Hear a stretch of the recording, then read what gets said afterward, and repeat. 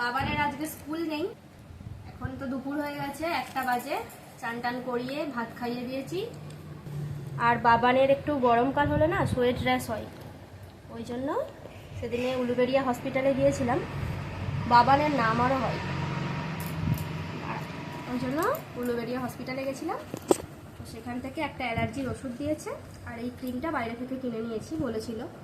এই যে এটা এই গরমকালটা ওকে মাখাতেই হবে।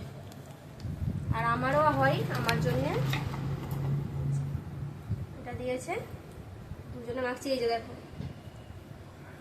যত যাই করুক গরমকালে এত গরম, আমাদের এখানে দোতলায় থাকি তো প্রচুর গরম হয়। আর ঘাম দিলেই সেখানটা ফুলে যায় আর এরকম চুলকাতে থাকে।